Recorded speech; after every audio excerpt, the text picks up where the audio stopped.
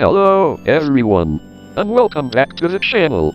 Recently SMG4 has been heading down a storyline surrounding the new mysterious location on which the cast has been hanging out. No one knows much, but all have their own thoughts and suspicions about it.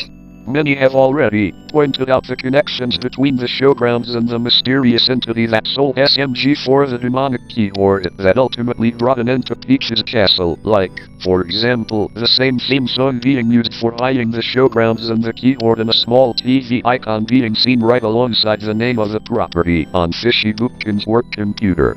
But after the video recently posted on SMG4's channel entitled, Every Luigi Is Personalized, I have formulated my own take on what might be actually happening under the curtains at the SMG4 studios. In this week's episode of the SMG4 show, Luigi is suddenly acting strange, which prompts Mario to investigate it further, learning that the real Luigi might have been switched by a faker after entering an ominous-looking portable toilet. He, SMG4, and SMG3 enter together looking for Luigi while the others try to stop the imposter from interfering. There the three of them realize everything seems like a deranged copy of Peach's castle. They go through many locations by entering the painting Super Mario 64 style, but discover that their surroundings have far more sinister intentions when it comes to them. Many creepypasta elements are implemented, and even a murderous version of Mario originating from a Friday Night Funkin' mod starts chasing them around. Once they find Luigi and return to their world, the conflict ends up sorting itself out. But the interesting thing here is that when they ask Luigi what happened, we flash back to Depresso, who has been getting a whole lot of attention lately, rummaging through a garbage bin on the showgrounds and finding a cursed cartridge of Super Mario 64 EXE. Once the taste of the game cartridge isn't up to his standards, he kicks it away, landing inside the portable toilet. To me this all seems like a story thread we might be following for a while. The cause of the episode's conflict will always have some relation back to the showgrounds itself, almost as if an unknown force is influencing the events behind the scenes. The specific case of this episode is the most interesting, though, because it's not the first time this year a Mario creepypasta has been attaching itself to the SMG4 universe.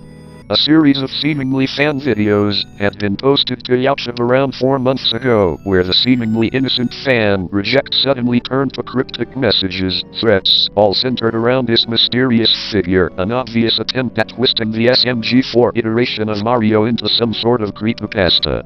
And of course, fans will make weird stuff all the time, and these videos weren't exactly the tad bit popular, gathering views many times lower than 10 in a whole week's time. But interestingly enough, about a little more than a week prior to the episode in question, one of the channels responsible for spreading these fan videos posted a 5-hour premiere, not related to their original character, but rather this.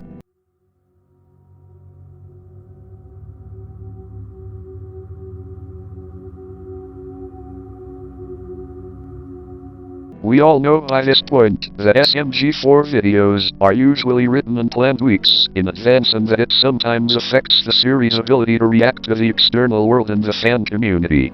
What if this isn't all a coincidence? What if one of the people working on SMG4 came across these videos and took inspiration from them? Worse, what if they contacted the person behind these fan creations and decided to work in collaboration with them? What if this seemingly silly attempt at a creepypasta had actual ground to stand on now? That is some food for thought I would like you all to have for now.